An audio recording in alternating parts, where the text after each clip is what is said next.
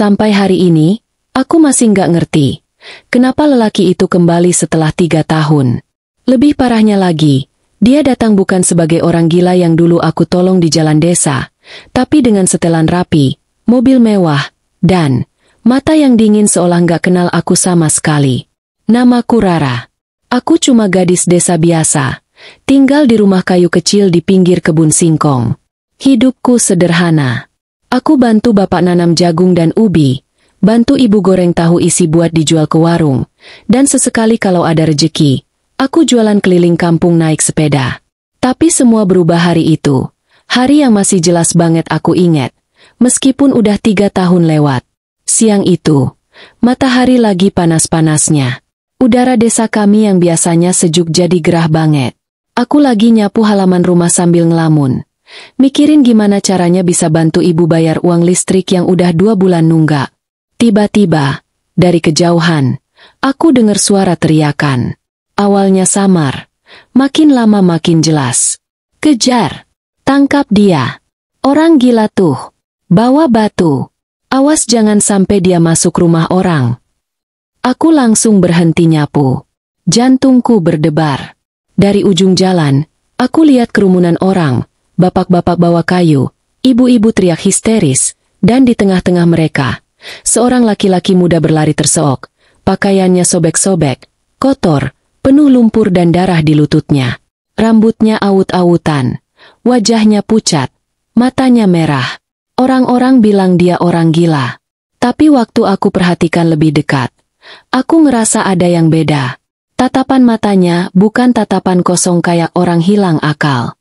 Justru sebaliknya, sorot matanya penuh ketakutan. Seperti anak kecil yang dikejar monster. Aku tahu aku seharusnya nggak ikut campur. Aku tahu orang tuaku pasti bakal marah besar. Tapi aku juga tahu, kalau aku diam aja, mungkin laki-laki itu bakal dipukuli sampai mati.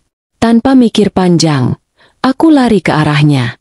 Aku berdiri di depannya, ngebentangin tanganku, nahan tubuhku sendiri jadi tameng. Jangan pukul dia.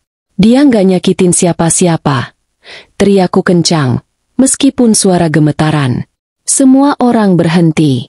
Beberapa langsung maki aku. Rara, kamu gila. Itu orang bisa bawa sial. Awas nanti kamu ketularan kelakuannya. Tapi aku tetap berdiri. Walau kakiku lemas, aku nggak mundur. Laki-laki itu jatuh berlutut di belakangku. Nafasnya ngos-ngosan.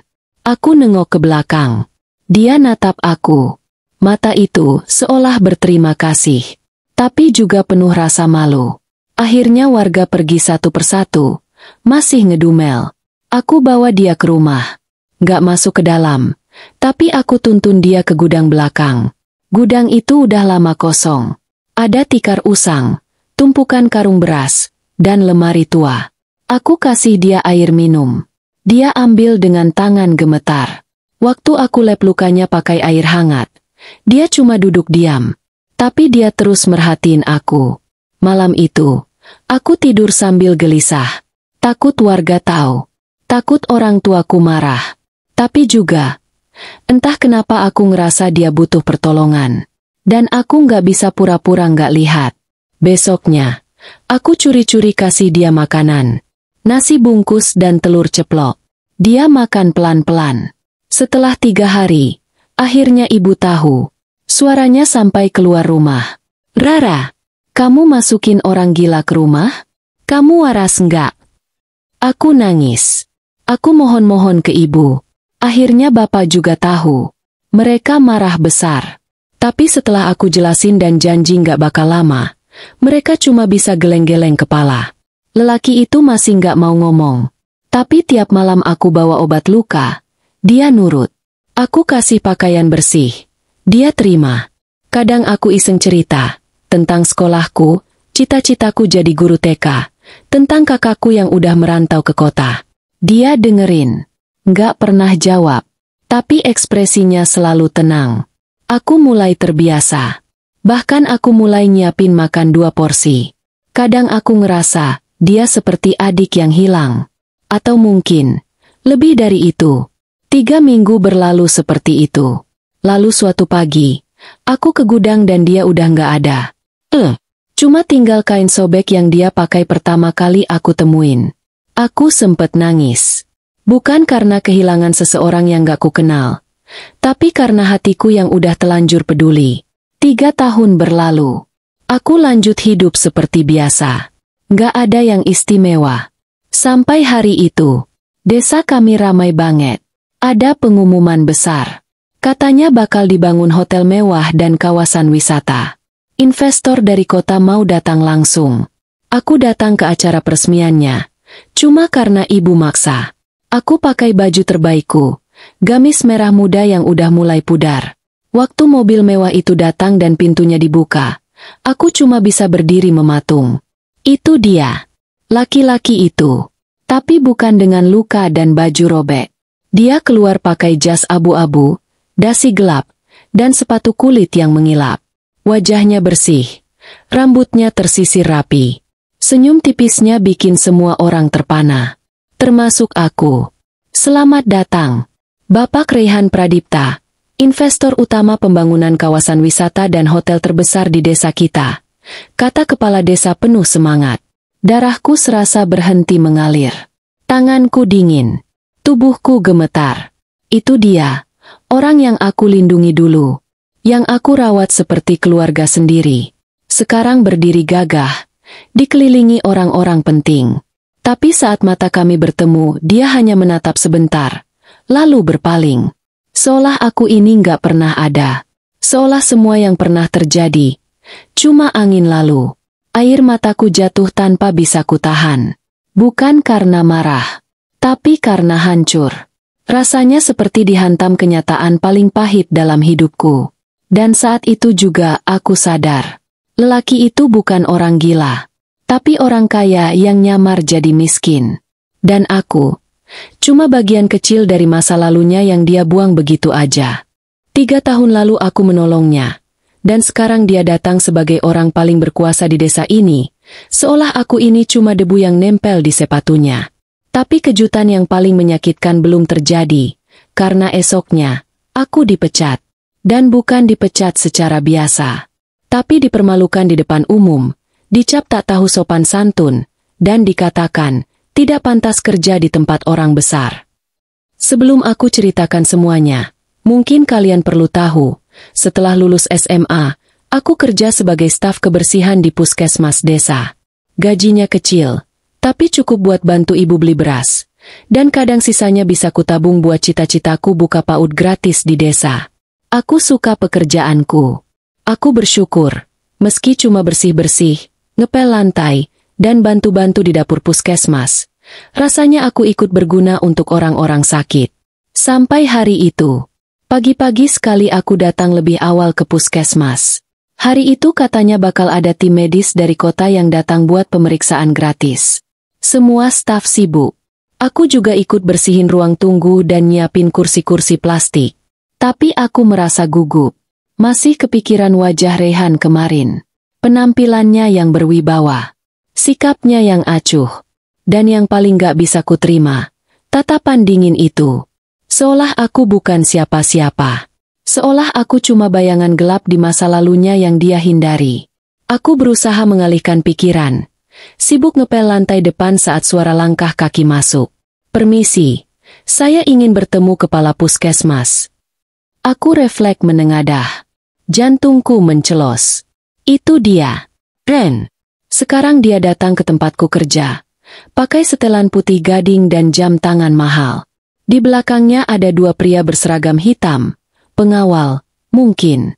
Dan tentu saja, semua orang langsung sibuk menyambut. Kepala puskesmas datang tergopoh-gopoh. Wajahnya penuh senyum menjilat. Aku yang masih jongkok di lantai buru-buru berdiri. Bawa ember dan pel. Tapi saat Rehan melihat ke arahku, aku jelas menangkap sedikit perubahan di matanya.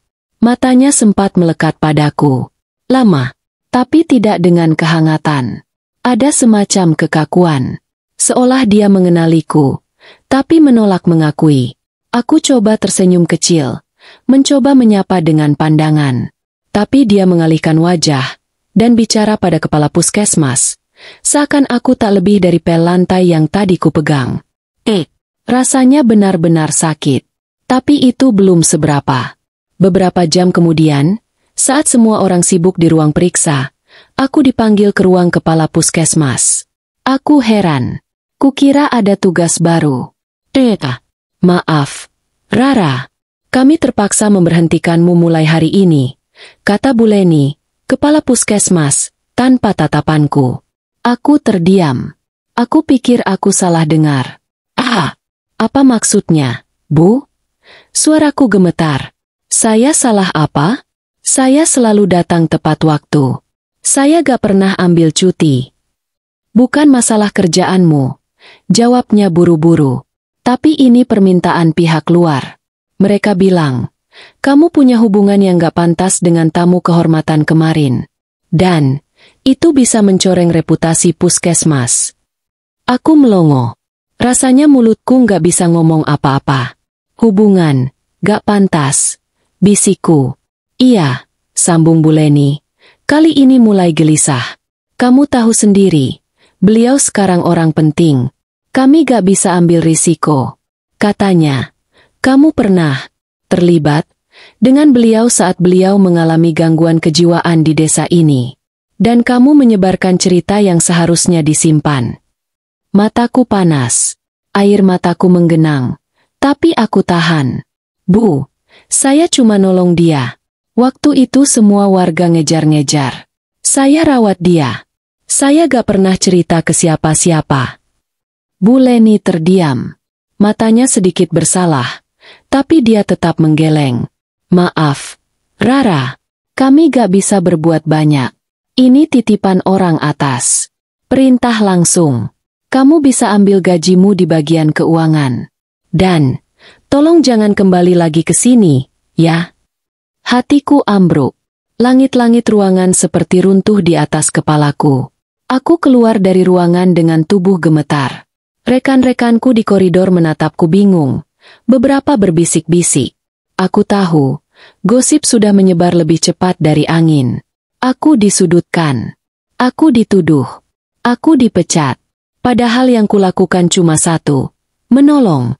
Aku pulang sambil menuntun sepedaku. Tapi air mata terus jatuh. Ibu yang lihat aku masuk rumah siang bolong langsung panik. Loh, Ra? Kok udah pulang? Kamu sakit? Aku hanya bisa duduk di kursi bambu depan dapur. Nangis tanpa suara. Sampai akhirnya ibu peluk aku erat-erat. Ada apa, Nak? Cerita sama ibu. Aku ceritakan semuanya. Dari awal. Tentang Rehan. Tentang tatapan asingnya. Tentang pemecatan yang katanya demi nama baik. Ibu marah. Tapi bukan marah biasa. Aku tahu, ibu lebih sedih melihat aku diperlakukan sekejam itu. Apalagi setelah semua yang aku lakukan dengan niat tulus. Orang kayak gitu yang lupa budi, yang malu sama masa lalunya. Bukan orang yang pantas dihormati. Ra. Kata ibu sambil menghapus air mataku. Tapi kamu gak salah. Kamu malah mulia. Tapi di luar sana, semua orang mulai memandangku beda. Ada yang bisik-bisik di warung. Ada yang menuduhku berhayal. Ada yang menyebarkan cerita bahwa aku dekat dengan orang gila dan mengaku-ngaku kenal Rehan. Padahal aku gak pernah cerita ke siapa-siapa. Semua itu kusembunyikan sendiri. 3 hari setelah pemecatanku, aku melihat sebuah spanduk besar dipasang di depan balai desa. Selamat datang kepada Tuan Rehan Pradipta, donatur utama klinik baru dan pembangunan akses jalan desa. Mataku perih. Bukan karena iri, tapi karena rasa kecewa. Karena hatiku pernah percaya bahwa orang yang kita tolong akan selalu mengingat kebaikan itu. Tapi ternyata tidak. Dunia gak seindah itu. Dan hari itu, aku bersumpah, suatu hari nanti, entah bagaimana caranya, aku akan buat dia tahu bahwa dia tidak bisa membuang masa lalunya begitu saja. Bahwa aku bukan sampah yang bisa dia injak lalu dilupakan. Sejak hari pemecatan itu, hidupku berubah. Bukan cuma soal pekerjaan, tapi juga soal harga diri. Tentang bagaimana rasanya dipandang kotor oleh orang-orang yang dulu bahkan minta bantuanku untuk hal-hal kecil. Aku jadi semacam hantu di kampungku sendiri. Kalau ke warung, Bu Yayah yang dulu ramah malah pura-pura sibuk ngaduk gorengan. Kalau ke masjid, Bu RT yang biasanya duduk sebelahku saat pengajian pindah ke barisan depan. Bahkan anak-anak kecil pun sekarang memanggilku dengan bisik-bisik. Seolah aku ini penyakit menular. Padahal aku cuma menolong orang. Orang yang dulu gila, tak dikenal siapa-siapa, dan kurus kering karena kelaparan. Yang saat itu kupakaikan baju kakakku yang sudah meninggal. Yang kupeluk saat menggigil di bawah pohon pisang karena demam tinggi. Yang kubelikan bubur dari uang tabungan. Tapi sekarang, dia malah jadi donatur besar, jadi tamu kehormatan, dan menghapus semua masa lalunya dengan mudah. Termasuk aku. Ren. Nama itu kembali membuat jantungku berdegup aneh. Antara kesal, sedih, dan marah. Aku tahu, mungkin dia punya alasan. Tapi menghapus aku dari hidupnya begitu saja, bahkan memintaku dipecat, itu lebih kejam dari orang asing yang tak pernah aku tolong. 2 minggu berlalu. Aku masih belum bisa dapat pekerjaan. Puskesmas sekitar jelas sudah mendengar gosip itu. Aku dianggap mencemarkan nama baik orang penting. Bahkan ada yang bilang aku, halusinasi, karena ngaku pernah merawat Reyhan saat dia gila. Aku ingin teriak. Aku ingin menghadap dia langsung. Tapi aku siapa? Gadis kampung tanpa ijazah tinggi, tanpa koneksi, dan tanpa kekuatan. Ibu terus menyemangatiku. Tapi aku tahu, beliau juga sedih melihat aku tidur berjam-jam di siang hari karena tak ada lagi yang bisa kulakukan. Beliau pura-pura ceria, menawari aku membuat kue jualan. Tapi aku tahu, senyum itu palsu. Sampai suatu sore, aku iseng berjalan ke sawah. Biasanya kalau aku terlalu sesak di dada, aku akan duduk di tepi pematang dan melihat matahari turun. Tapi hari itu berbeda. Saat aku sampai di tikungan kecil menuju pematang, aku melihat mobil hitam berhenti di bawah pohon besar. Aneh, mobil itu seperti mobil Reyhan waktu datang ke puskesmas. Aku sembunyi diam-diam di balik semak alang-alang. Ternyata benar. Itu dia. Ren. Sendirian. Duduk di bangku kayu tua yang biasa dipakai orang desa istirahat. Tubuhnya tegap, tapi terlihat gelisah. Tangannya mencengkeram lutut. Matanya menatap ke sawah, jauh ke ujung langit. Aku belum pernah melihatnya seperti ini. Aku tahu aku harus pergi, tapi tubuhku seperti terpaku. Dan entah keberanian dari mana, kakiku malah melangkah mendekat. Reyhan, panggilku pelan. Dia menoleh cepat. Mata kami bertemu. Lama. Tinggi. Tapi bukan pertemuan yang hangat. Tatapannya langsung berubah dingin. Kamu, Rara. Aku mengangguk pelan. Aku cuma lewat, kataku canggung, mencoba tersenyum.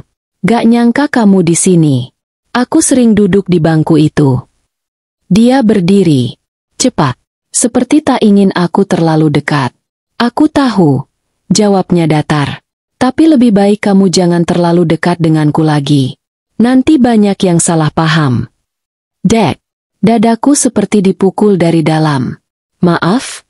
Tanyaku tak percaya. Dia menarik napas, lalu melangkah ke arah mobilnya. Aku tidak ingin orang-orang berpikir kamu punya sesuatu dariku, katanya, bahkan tak menoleh. Aku punya reputasi yang harus kujaga. Aku membeku. Reputasi? Aku ini aib, ya? Suaraku pecah. Jadi karena aku pernah nolong kamu saat kamu hilang arah, sekarang kamu merasa aku pengganggu. Dia diam. Tapi diamnya lebih menyakitkan dari 1000 kata kasar. Reyhan, aku gak minta apa-apa. Aku cuma ingin kamu tahu. Aku manusia. Aku punya perasaan. Aku cuma ingin kamu mengakui kalau aku pernah ada. Dia menoleh. Tatapannya tajam. Tapi aku menangkap kilatan lain di matanya. Regu. Gentar. Kau pernah ada, katanya perlahan. Tapi bukan untuk masa sekarangku. Setelah itu dia masuk mobil, menyalakan mesin, dan pergi, meninggalkanku berdiri sendiri di tengah jalan tanah berlumpur. Aku menangis, tapi bukan karena patah hati. Aku menangis karena kecewa. Karena saat kita menolong dengan tulus, Dunia tak selalu membalas dengan tulus juga. Malamnya aku demam. Badanku menggigil. Tapi aku paksakan tetap bangun dan bantu ibu meracik kue cucur. Tanganku gemetar saat menuang adonan ke wajan panas. Udah, Ra. Kamu istirahat aja. Lihat tuh, bibirmu pucat. Enggak, Bu. Aku harus ngelakuin sesuatu. Kalau gak, aku bisa gila. Aku mulai merasa seperti terpenjara dalam trauma yang kubuat sendiri. Suara Raihan terus terngiang di kepalaku. Kata-katanya, tatapan dinginnya. Tapi ada yang lebih mengganggu. Kenapa dia takut aku mendekat? Apa yang dia sembunyikan? Kenapa dia seperti orang yang hidup dalam dua dunia? Satu sebagai pemuda desa yang dulu hilang arah, dan satu lagi sebagai penguasa baru yang tidak boleh ternoda? Malam itu aku membuka kembali catatan lama. Buku kecil tempat aku menulis semua kejadian saat aku merawatnya dulu. Mulai dari hari pertama aku menemukannya di dekat sungai, sampai hari dia menghilang secara misterius setelah sembuh. Ada satu halaman yang membuatku tertegun. Sebuah kalimat yang kutulis dengan tergesa. Hari ini dia bilang, kalau aku sembuh nanti, aku pasti kembali. Aku akan balas semua kebaikanmu. Jangan hilang, Rara. Aku menangis saat membaca kalimat itu. Jadi apa yang terjadi? Apa yang mengubahnya? Atau, siapa yang membuatnya berubah? Keesokan harinya, aku memutuskan mencari tahu lebih jauh. Aku nekat pergi ke kantor desa, berpura-pura menanyakan tentang bantuan donasi untuk pengangguran. Pak RW yang menyambutku dengan kaku menjawab cepat-cepat. Semua donasi pembangunan sekarang langsung dari Yayasan Raihan Pradipta. Ada sistem, ada struktur. Gak bisa sembarangan. Yayasan? Aku baru tahu. Apa nama yayasannya, Pak? Tanyaku. RP Foundation. Kayaknya sih milik keluarga dari Jakarta. Aku makin penasaran. Aku pulang dan pinjam ponsel sepupu buat cari informasi tentang yayasan itu. Dan saat aku mengetik, RP Foundation Jakarta, Dek, muncul foto Raihan. Bukan sebagai donatur desa, tapi sebagai CEO muda. Salah satu pewaris grup usaha properti besar di ibu kota. Aku menutup mulutku. Gemetar. Dunia rasanya berputar. Jadi, selama ini dia bukan orang biasa? Bukan gelandangan seperti yang semua orang pikir dulu? Lalu, apa yang membuat dia terdampar di desaku waktu itu? Apa yang sebenarnya terjadi? Dan kenapa dia menyembunyikan semua itu? Dariku? Pertanyaan-pertanyaan itu mulai menyesakkan dada. Tapi satu hal kini aku tahu pasti. Ada rahasia besar di balik hidup Raihan. Dan entah kenapa, aku merasa aku terlibat di dalamnya lebih dari yang kusadari. Aku pikir setelah diabaikan begitu saja, kisahku dengan Raihan akan selesai. Tamat. Lembaran ditutup dan aku tinggal melanjutkan hidup dengan bekas luka di hati yang pelan-pelan kusembunyikan dari dunia. Tapi ternyata aku salah besar. Semenjak pertemuan kami yang dingin di tepi sawah itu, hidupku justru makin aneh. Ada yang berubah. Ada yang tak kasat mata, tapi terasa. Seperti malam-malam yang tiba-tiba jadi sunyi tak biasa. Atau langkah kaki yang terdengar membuntutiku saat aku berjalan pulang sendirian dari musala. Atau motor metik hitam tanpa plat lengkap yang beberapa kali kulihat mondar-mandir di gang rumahku. Selalu berhenti sejenak di depan pagar sebelum melaju perlahan seperti hantu. Awalnya aku pikir hanya perasaanku saja yang terlalu sensitif karena trauma. Tapi lama-lama, hal-hal itu terlalu sering terjadi. Suatu malam, aku memergoki seseorang berdiri di balik pohon mangga besar di depan rumah, persis pukul 2 dini hari. Sosok itu dia menatap jendela kamarku. Tapi begitu aku membuka tirai dan menyalakan lampu, dia langsung kabur. Aku lari keluar, tapi dia sudah menghilang di balik gang gelap. Esoknya aku cerita ke ibu. Tapi ibu cuma mengelus punggungku, berkata, mungkin tetangga yang salah jalan, Rah, atau anak-anak muda main sembunyi-sembunyian. Tapi naluriku berkata lain. Ini bukan sembarang orang. Dan instingku mengarah pada satu nama, Raihan. Aku mulai mencatat semua keanehan yang terjadi. Jam berapa? Di mana? Apa yang kulihat? Dan ada satu pola yang menarik. Semua kejadian itu terjadi setelah aku bertemu Raihan di bangku sawah. Seolah sejak hari itu, meski dia mengusirku dengan dingin, dia justru memastikan aku tetap dalam pengawasannya. Tapi kenapa? Kalau dia ingin membuangku, kenapa dia tak benar-benar menghilang dari hidupku? Apa dia takut aku buka mulut soal masa lalunya? Apa dia khawatir aku mencemarkan nama baiknya? Atau, apa ini hanya ilusi yang kuciptakan karena hatiku belum sepenuhnya ikhlas? Aku tak tahu. Yang jelas, pikiranku semakin kacau. Sampai satu hari, aku mendapat panggilan wawancara kerja dari sebuah klinik ibu dan anak yang cukup besar di kota kabupaten. Aku begitu gembira. Meski hanya sebagai staf administrasi, setidaknya itu bisa memberiku awal baru. Ibu menjahitkan baju baru untukku dari kain sisa seragam pengajian. Aku menyetrika kerudung dengan penuh semangat. Untuk pertama kalinya dalam sebulan, aku merasa punya arah. Aku berangkat dengan naik angkutan umum. 1 jam perjalanan. Tapi tak terasa karena sepanjang jalan aku mengulang-ulang kalimat perkenalan dan simulasi pertanyaan wawancara. Sesampainya di klinik, aku disambut ramah. Wawancara berjalan cukup lancar. Aku bahkan diberi kesempatan tes praktik menginput data pasien dan menjawab telepon simulasi. Semuanya baik-baik saja. Sampai tiba-tiba, seorang pria berpakaian rapi masuk ruang manajer dan membisikkan sesuatu di telinganya. Ekspresi manajer itu langsung berubah. Dari hangat menjadi kaku. "Maaf, Mbak Rara," katanya pelan. "Kami perlu waktu mempertimbangkan lebih lanjut. Kami akan hubungi lewat WA nanti, ya." Senyumnya palsu. Seketika hatiku mencelos. Aku tahu itu bukan pertanda baik. Dan benar saja. Malam harinya, saat aku mengecek HP, hanya ada satu pesan pendek. "Mohon maaf, posisi sudah terisi. Terima kasih atas partisipasinya." Padahal tadi siang aku lihat sendiri daftar antrian pelamar masih kosong setelah namaku. Aku terpaku di beranda. Ponsel tergenggam erat di tangan. Air mataku menetes lagi. Apakah ini kebetulan? Atau ada yang bermain di balik layar? Besoknya, aku menemani ibu ke pasar. Saat sedang memilih sayur, aku melihat pria berkacamata hitam berdiri tak jauh dari kami. Seolah sedang membeli sesuatu, tapi gerakannya terlalu kaku, terlalu formal untuk orang pasar. Aku pura-pura berjalan memutar, dan betul saja, dia mengikuti dengan jarak aman. Aku tarik tangan ibu, pura-pura mau ke toilet, lalu bersembunyi di balik gerobak penjual bubur. Dan aku melihat pria itu mengeluarkan HT kecil dari jaketnya. Dia bukan orang biasa. Aku pulang dengan jantung berdebar. Malamnya, aku nekat menulis surat. "Untuk Raihan. Kalau kau pikir aku ancaman, datang dan bicaralah.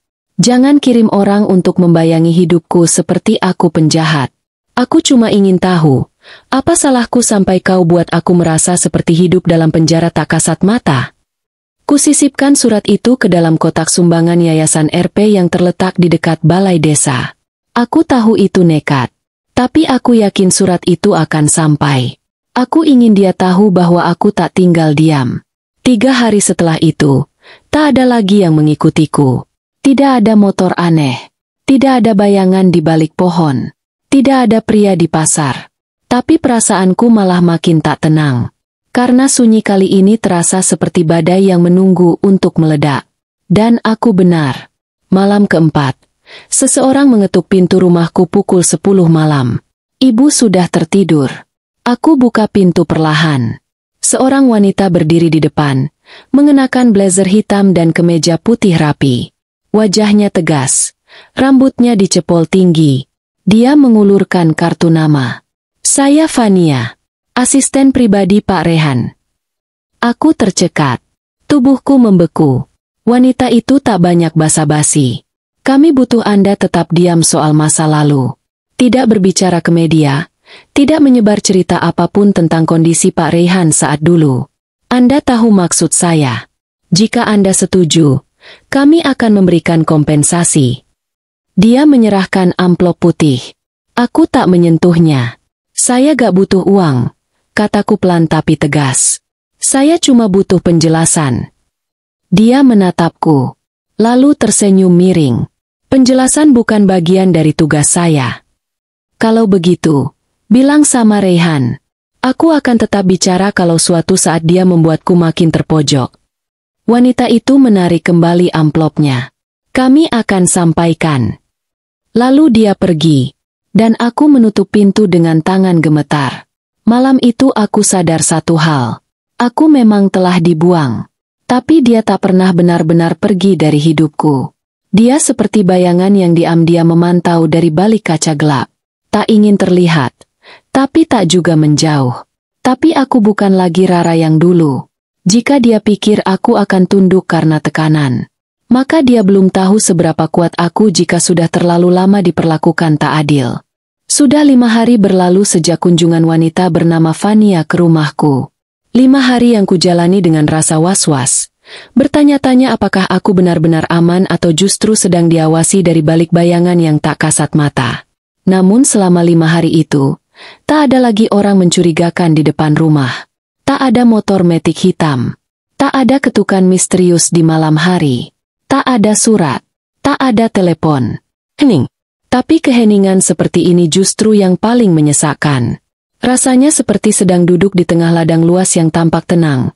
Padahal sebenarnya angin topan sedang menunggu untuk menyapu segalanya. Dan topan itu datang dengan bentuk yang tak kusangka. Sebuah amplop merah keemasan, yang diselipkan di bawah pintu pagar rumah kami pada pagi hari ke-7. Ibu menemukannya duluan. Waktu aku baru saja selesai mencuci piring, ibu masuk ke dapur sambil memegang amplop itu. Wajahnya heran. Ra, ini apa, ya? Untuk kamu. Tapi nggak ada nama pengirimnya. Aku segera mengelap tangan dan mengambil amplop itu. Berat. Kertasnya tebal dan bertekstur, dengan ukiran motif batik emboss. Di bagian depan hanya tertulis, untuk Saudari Rara Safira. Mohon dibuka secara pribadi. Aku langsung masuk kamar dan membuka amplop itu dengan hati berdegup keras. Jari-jariku sedikit gemetar saat menarik selembar kertas undangan tebal berwarna ivory dari dalamnya. Mataku membelalak. Ini bukan surat biasa. Ini undangan resmi. K. Rara Safira. Dengan hormat. Anda diundang secara khusus untuk menghadiri acara malam apresiasi sosial kemanusiaan yang diselenggarakan oleh Yayasan RP, Rahmat Perubahan. Acara ini akan dilaksanakan pada hari tanggal Sabtu, 23 Juni, pukul 18.30 WIB. Tempat, Grand Ballroom Hotel Nirwana, lantai 5.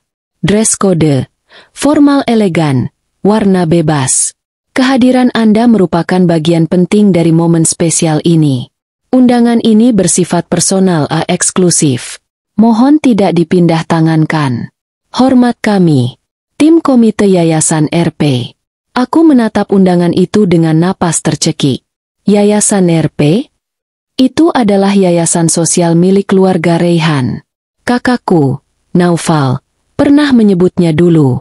Setelah keluarganya melejit jadi konglomerat, mereka membentuk yayasan itu sebagai citra sosial, tempat mereka salurkan dana CSR, kegiatan sosial, bantuan panti asuhan, dan semacamnya. Tapi kenapa? Aku? Kenapa namaku yang diundang ke acara sebesar itu? Aku bukan siapa-siapa. Aku pengangguran yang bahkan baru saja ditolak kerja. Apakah ini ulah Raihan lagi? Atau justru ini langkah perdamaian? Malam itu aku tak bisa tidur. Berpuluh-puluh kemungkinan bermain di kepalaku. Undangan ini bisa jadi jebakan. Tapi bisa juga satu-satunya pintu yang selama ini kutunggu, pintu kebenaran. Keesokan harinya aku ke toko jahit Bu Sumarni untuk menyewa gaun. Aku tak punya baju formal yang pantas. Aku hanya bilang ke ibu bahwa aku dapat undangan, penghargaan dari komunitas relawan. Aku tak ingin membuat ibu khawatir. Bu Sumarni memberiku gaun panjang biru langit berbahan satin yang jatuh lembut. Tak terlalu mencolok, tapi elegan. Aku pasangkan dengan kerudung putih polos dan sepatu flat satu-satunya yang kupunya. Aku berdandan sederhana, hanya lip balm dan bedak tipis. Dan Sabtu malam itu, dengan degup jantung sekeras gendang perang, aku berdiri di depan pintu masuk Hotel Nirwana, Hotel termegah di kota ini. Lampu kristal menggantung dari langit-langit tinggi. Lantai marmer mengilap. Aroma parfum mahal menyelimuti udara. Aku menelan ludah saat melangkah ke ballroom yang sudah dipenuhi tamu undangan. Semua tampak rapi, bersih, anggun, dan mahal. Namaku dicocokkan dengan daftar. Silakan, Mbak Rara. Anda tamu khusus. Duduk di barisan depan, meja 5. Aku tertegun. Barisan depan? Dengan ragu, aku melangkah mengikuti panitia. Meja 5 berada tepat di hadapan panggung. Dan saat aku sampai di kursiku, seseorang dari kejauhan menoleh. Mata kami bertemu.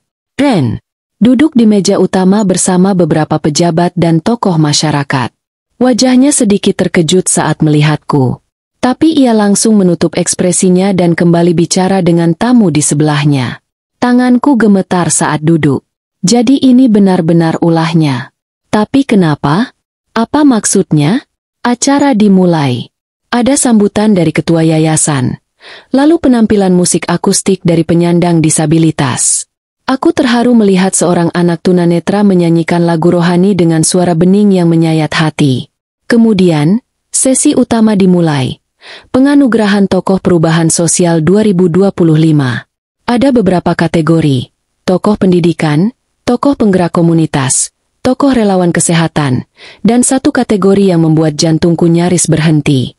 Tokoh inspiratif tanpa nama.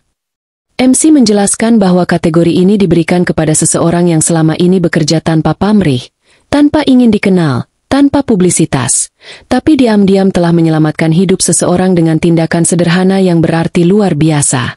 Namaku disebut. Aku terpaku. Semua mata tertuju padaku. Tanganku menutupi mulut. Aku bahkan tak sadar aku berdiri dan melangkah ke atas panggung sampai petugas menggandeng lenganku dengan lembut. Di atas panggung, lampu sorot menyinari wajahku. Dan pembawa acara berkata, tindakan kecil penuh kasih dari seorang perawat muda bernama Rara Safira, yang dengan tulus memberi air dan perhatian kepada seorang pria dengan gangguan kejiwaan, menjadi momen transformasi besar. Tak banyak yang tahu bahwa pria itu kini berdiri di sini, sebagai tokoh utama di balik acara malam ini. Semua hadirin menoleh ke Raihan, dan pria itu berdiri, menatapku dari kejauhan. Hening. Lalu tepuk tangan meledak. Aku membeku. Tanganku gemetar menerima plakat dari panitia. Mataku kabur. Dunia di sekitarku berputar. Aku tak tahu harus tersenyum atau menangis. Saat aku turun panggung, aku melewati Raihan. Dia tak berkata apa-apa, hanya menatapku, dengan tatapan yang tak bisa kuterjemahkan. Ada rasa bersalah di sana, tapi juga ada rasa kehilangan. Ada luka, ada sesuatu yang belum selesai. Sepulangnya dari acara itu, aku duduk di pinggir ranjang dengan plakat di tangan. Ibu menatapku haru, tapi aku hanya bisa tersenyum samar. Hati ini tak utuh, bukan karena penghargaan, tapi karena aku tahu, kisah ini belum selesai. Dan malam itu, ponselku berbunyi. Nomor tak dikenal. Besok jam 10 pagi. Aku tunggu di taman belakang museum kota. Datang sendiri. Tanpa nama. Tapi aku tahu, itu Raihan. Taman di belakang museum kota itu sepi pagi itu. Tak banyak orang datang ke sini di hari Minggu pagi, apalagi saat matahari belum sepenuhnya meninggi. Embun masih menggantung di ujung dedaunan. Bangku-bangku taman basah, dan udara masih menyimpan aroma tanah basah yang khas. Pepohonan besar menaungi hampir seluruh bagian taman, menciptakan nuansa teduh dan sedikit melankolis. Aku datang 15 menit lebih awal. Aku duduk di salah satu bangku yang menghadap ke kolam kecil di tengah taman, sambil menatap riak air yang tenang. Tanganku menggenggam ponsel erat-erat. Jantungku berdebar. Bukan karena gugup saja, tapi karena seluruh tubuhku seperti tahu, apa yang akan terjadi hari ini akan mengubah hidupku selamanya. Tak lama kemudian, suara langkah pelan terdengar dari arah belakang. Aku menoleh. Ren. Ia datang sendirian. Tanpa jas, tanpa dasi, tanpa pengawalan seperti saat malam penghargaan itu. Hanya mengenakan kemeja putih yang lengannya digulung sampai siku dan celana panjang abu-abu. Rambutnya sedikit berantakan, dan wajahnya letih. Tapi ada ketenangan aneh di matanya. Kami saling menatap beberapa detik, tanpa bicara. Lalu ia duduk di bangku taman yang sama, 1 meter dariku. Hening lagi. Hanya suara burung dan daun-daun yang berbisik pelan. Aku akhirnya membuka suara. Apa semua ini permainanmu? Suara itu keluar lebih keras dari yang kukira. Raihan menunduk sejenak, lalu menghela napas panjang. Enggak, Ra. Ini bukan permainan. Lalu kenapa? Suaraku bergetar. Kenapa kamu kirim undangan tanpa penjelasan? Kenapa kamu buat aku berdiri di atas panggung seolah-olah aku tahu segalanya? Padahal aku, bahkan gak tahu siapa kamu sebenarnya sekarang. Dia menatapku. Dan untuk pertama kalinya, Raihan, yang dulu ku kenal sebagai lelaki ceria dan cerewet itu, berubah jadi sosok yang matang, tapi hancur di dalam. Aku cuma gak tahu dari mana harus mulai. Katanya pelan. Aku mengalihkan pandangan, mencoba menahan air mata. Mulailah dari kenapa kamu pergi dulu. Tanpa pamit, tanpa sepatah kata pun. Dia mengangguk pelan. Seolah sudah menyiapkan jawaban itu bertahun-tahun. Waktu itu aku nggak punya pilihan. Rah, papaku jatuh sakit keras. Dan ternyata itu bukan penyakit biasa. Itu warisan dari masa lalunya. Penyakit mental yang kami sembunyikan selama ini. Semuanya pecah ketika aku baru masuk semester akhir. Dan saat papa mulai mengamuk dan menyakiti orang, mama memaksa kami pindah keluar kota diam-diam. Menjauh dari semua orang, termasuk kamu. Aku memejamkan mata. Dan kamu pikir aku nggak pantas tahu? Tanyaku pelan. Kita pacaran, Han. Kita tumbuh bareng dari SMA. Kita mimpi bareng. Dan kamu cuma menghilang. Bukan cuma itu. Suaranya merendah. Saat itu aku juga mulai merasa, aku bisa kena juga. Secara genetik. Dan aku takut. Takut suatu hari aku akan berubah jadi monster seperti papa. Aku takut akan menyakitimu. Aku pikir dengan pergi, aku menyelamatkanmu dari masa depan yang kelam. Aku tercekat. Jantungku berdebar. Kata-katanya merobek benteng yang sudah susah payah ku bangun bertahun-tahun. Lalu kenapa sekarang? Tanyaku lirih. Kenapa kamu muncul lagi sebagai orang penting? Yang bahkan bisa membuat hidupku berantakan dengan 1 laporan rumah sakit. Raihan tertawa kecil, getir. Aku tahu. Aku salah. Aku melihatmu di rumah sakit waktu kamu kasih air ke pria itu. Aku di lorong. Aku dengar kamu ngomong. Aku lihat mata kamu. Dan aku nyaris nggak percaya itu kamu. Kamu masih kamu. Bahkan setelah semua ini. Ia mengusap wajahnya dengan kedua tangan. Waktu aku tahu kamu dipecat karena nolongin orang yang ternyata adalah ayahku sendiri. Aku ngerasa hancur. Rah, aku pengen bantu. Tapi setiap langkahku selalu telat. Dan kamu terus menghindar. Aku cuma bisa kirim undangan. Biar kamu lihat siapa yang sebenarnya kamu tolong. Aku menunduk. Napas sesak di dada. Ada bagian dari diriku yang marah. Tapi bagian lainnya, luluh. Kenapa kamu nggak bilang dari awal itu ayahmu? Tanyaku. Raihan tersenyum tipis. Pahit. Karena aku malu. Karena aku sudah habiskan bertahun-tahun hidupku mencoba menyembunyikan sisi gelap keluargaku. Tapi ternyata, sisi itu tetap muncul. Bahkan dalam wujud yang kamu tolong dengan kasih. Tanpa tahu siapa dia. Dan itu, menyadarkanku sesuatu. Aku menoleh padanya, menunggu. Kalau orang yang paling kupedulikan dalam hidup ini, kamu, bisa mengasihi orang yang bahkan kamu kira gila dan menjijikan, tanpa syarat, tanpa tahu dia siapa, maka aku bodoh kalau masih menyembunyikan kebenaran. Kami kembali terdiam. Suara air kolam terdengar pelan. Angin sepau-sepau menerpa wajahku. Lalu Raihan berdiri perlahan. Dia menatapku dalam-dalam, lalu membuka mulut. Aku masih sayang kamu, Rah, bahkan mungkin lebih dari dulu. Tapi aku tahu, aku nggak punya hak lagi. Aku cuma pengen kamu tahu kebenarannya. Dan kalau kamu masih mau bicara denganku, aku akan selalu tunggu. Aku terpaku. Dia melangkah menjauh. Langkahnya tenang, tapi penuh luka. Aku menatap punggungnya menjauh. Lalu berdiri perlahan. Han, panggilku. Ia menoleh. Air mataku jatuh, tapi senyum kecil mengembang di bibirku. Besok, jam 2 siang, di tempat kita dulu sering makan mie ayam. Kalau kamu masih ingat. Matanya membelalak. Lalu, senyumnya muncul. Tapi hangat. Masih ingat banget. Dia mengangguk. Lalu pergi. Dan aku tetap berdiri di taman itu. Air mata mengalir pelan. Tapi dada terasa sedikit lebih lega. Setelah bertahun-tahun, akhirnya benang kusut itu mulai menemukan ujungnya. Jam di dinding warung mie ayam tua itu menunjukkan pukul 13.55. 5 menit lagi dari janji kami. Aku duduk di pojok. Meja yang biasa kami tempati dulu saat masih sama-sama kuliah.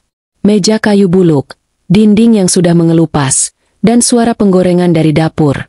Semuanya seperti membawaku kembali ke masa lalu. Dulu, tempat ini adalah saksi tawa kami. Sekarang, aku duduk di sana sendirian, dengan jantung berdebar seperti gadis belasan tahun. Aroma kaldu mie ayam menyeruak ke hidung. Kakiku gemetar di bawah meja. Entah karena gugup atau karena kenangan terlalu deras mengalir hari ini. Tak lama kemudian, pintu terbuka. Raihan masuk. Dia masih seperti kemarin, kemeja putih, celana gelap. Tapi hari ini dia bawa sesuatu, seikat bunga matahari kecil. Mataku berkaca-kaca. Itu bunga favoritku. Dulu aku sering bercanda kalau suatu hari aku mau dilamar di tengah ladang bunga matahari.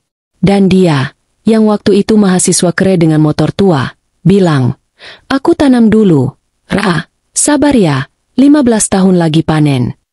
Dan sekarang, dia datang, benar-benar membawa bunga itu. Aku telat? Tanyanya sambil duduk. Aku menggeleng pelan. Baru juga duduk 2 menit. Dia tersenyum, lalu meletakkan bunga di meja. Kami memesan 2 porsi mie ayam, seperti biasa. Tidak pakai bakso, banyak sawi, pedas sedang. Aku kira kamu udah nggak ingat tempat ini. Kataku pelan. Mana bisa lupa? Ini tempat pertama kali kamu bilang. Iya, pas aku nembak. Katanya, menatapku dalam. Aku menunduk, menyembunyikan pipi yang memanas. Makanan datang. Kami makan dalam diam, tapi bukan diam yang kaku. Ada kenyamanan aneh di antara sendok dan seruputan kuah mie. Tapi saat aku hampir selesai, Raihan meletakkan sumpitnya, lalu menghela napas panjang. Aku mau jujur satu hal lagi, Ra. Dek, jantungku langsung tak tenang. Aku udah tunangan. Tanganku berhenti. Mataku menatapnya tajam. Kamu apa? Udah tunangan. 6 bulan lalu. Di Jepang. Dengan perempuan yang dijodohkan keluarga ayah. Aku terdiam. Rasanya seperti kuah mie ayam itu tiba-tiba berubah jadi es dan membekukan lidahku. Kenapa kamu nggak bilang dari awal? Tanyaku dengan suara hampir tak terdengar. Raihan memejamkan mata. Karena aku nggak tahu aku bakal ketemu kamu lagi. Karena aku pikir semuanya udah selesai. Tapi setelah aku lihat kamu lagi, semua runtuh. Tunanganku tahu aku belum sepenuhnya selesai dengan masa lalu. Dia baik, tapi dia bukan kamu. Aku berdiri dari kursi. Jadi selama ini kamu cari aku. Buat apa? Buat selesaikan masa lalu atau buka luka baru? Ra, tolong jangan salah paham. Aku mendengus. Aku bukan anak SMA yang gampang digombalin. Han, kamu datang bawa bunga, kenang-kenangan, mie ayam, lalu bilang kamu udah tunangan. Dia ikut berdiri. Aku nggak niat nyakitin kamu. Aku cuma pengen kamu tahu yang sebenarnya. Aku pengen kita jujur. Kita nggak bisa mulai sesuatu kalau kamu belum tahu seluruhnya. Air mataku jatuh. Mulai apa? Kamu pikir aku masih simpan ruang buat kamu? Dia diam, menatapku. Dan itu yang paling menyakitkan. Karena matanya bilang iya.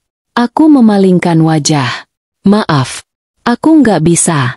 Aku baru mulai bangun hidupku lagi. Kamu datang, lalu pergi, lalu datang lagi. Aku bukan boneka yang bisa kamu tarik dan lepas seenaknya. Raihan menghela napas panjang. Kalau kamu bilang pergi, aku akan pergi, Rah. Tapi izinkan aku minta satu hal terakhir. Aku menoleh, dengan air mata bercucuran. Bilang kalau kamu udah nggak sayang aku sama sekali. Bilang kamu udah benar-benar ikhlas. Kalau kamu bisa bilang itu, aku nggak akan pernah muncul lagi dalam hidupmu. Aku menatapnya. Lama. Jantungku berdentam seperti mau pecah. Dan, aku tak sanggup mengucapkannya. Karena aku masih sayang. Aku tahu itu. Tapi aku juga tahu, cinta tanpa kejelasan hanya akan jadi luka yang lebih dalam. Aku menghapus air mata, lalu menarik napas. Aku nggak bisa bilang itu, Han. Tapi aku juga nggak bisa terus berdiri di tengah. Aku butuh kamu jujur. Kamu mau jalan kemana? Kamu tunangan, atau kamu pilih aku? Tapi jangan dua-duanya. Dia mengangguk pelan, lalu menggenggam bunganya. Aku akan jawab itu, Rah, tapi bukan hari ini. Ada sesuatu yang harus aku selesaikan dulu. Aku menatapnya. Berapa lama? 3 hari. Aku mengangguk. 3 hari. Setelah itu, jangan buat aku menunggu lagi. Ia melangkah pergi. Dan aku tetap di warung mie ayam yang sepi itu, duduk sendiri, dengan hati yang setengah hancur, tapi juga penuh harap. Dan di luar, langit mendung menggantung seolah tahu, badai yang sebenarnya belum datang. Hari pertama setelah pertemuan itu, langit Jakarta mendung. Tapi mendung yang menetes bukan cuma dari langit. Hati Raihan juga hujan. Hujan yang membanjiri pikirannya dengan rasa bersalah, takut, dan keraguan. Namun satu hal yang tidak berubah, tekadnya untuk jujur. Kali ini, tidak boleh ada lagi yang tertinggal. Tidak boleh ada lagi yang abu-abu. Ia menatap layar ponsel. Sebuah pesan singkat terbuka dari Yuri, tunangannya. Kalimat di sana menggantung penuh makna. Kapan kamu pulang ke Tokyo? Aku udah bilang ke mama kamu nggak bisa lama di Indonesia. Raihan menghela napas panjang, lalu menekan tombol panggil. Nada sambung 3 kali. Raihan? Suara perempuan Jepang dengan aksen lembut menyapanya. Yuri, kita harus bicara. Tapi bukan lewat telepon. Jangan bilang, ini tentang perempuan itu. Diam. Raihan akhirnya menjawab pelan. Iya. Hening sejenak. Lalu suara Yuri terdengar lebih tegas. Aku akan terbang ke Jakarta malam ini. Aku tidak akan membiarkan kamu pergi begitu saja setelah apa yang sudah kita bangun. Klik. Telepon ditutup sepihak. Raihan memejamkan mata. Ini bukan akan jadi percakapan mudah. Tapi harus dihadapi. Hari kedua. Rara duduk di tempat praktik fisioterapinya, mencoba fokus membantu seorang pasien pasca stroke melakukan latihan gerak tangan. Tapi pikirannya tidak sepenuhnya di ruangan itu. Sesekali, ia melirik ponsel. Tidak ada pesan dari Raihan. Tidak ada kabar. Bu Rara, tahan sini ya. Sakit dikit nggak apa-apa, katanya lembut ke pasien. Meski dalam hatinya sendiri, rasa sakit jauh lebih besar dari yang terlihat. Setelah sesi selesai, ia duduk di ruang istirahat. Nafasnya berat. Di tangan, masih tergenggam bunga matahari yang ia bawa pulang dari warung mie kemarin. Layu. Tapi ia belum tega membuangnya. Kenapa sih kamu datang lagi, Han? Gumamnya. Kenapa bukan waktu dulu? Kenapa bukan saat aku masih utuh? Hari ketiga. Yuri tiba di Jakarta pagi-pagi. Dengan gaya khas perempuan Jepang kelas atas. Kemeja putih bersih, rok selutut, sepatu hak rendah, dan rambut hitam dikuncir rapi, dia melangkah masuk ke kafe tempat Raihan sudah menunggu.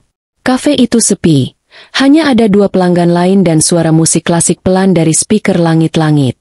Raihan berdiri menyambutnya, lalu menarik kursi. Terima kasih sudah datang, katanya.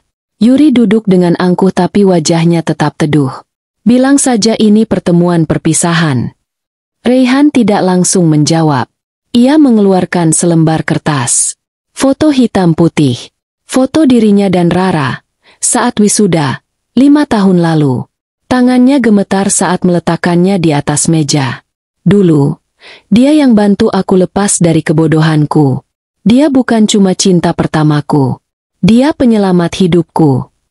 Yuri menatap foto itu, lalu menatap Raihan. Kamu masih cinta? Raihan mengangguk perlahan. Yuri menarik napas. Lalu kenapa kamu terima lamaran keluarga? Kenapa kamu membuatku percaya kalau kamu memilihku? Karena aku pengecut. Karena aku pikir cinta lama itu cuma kenangan.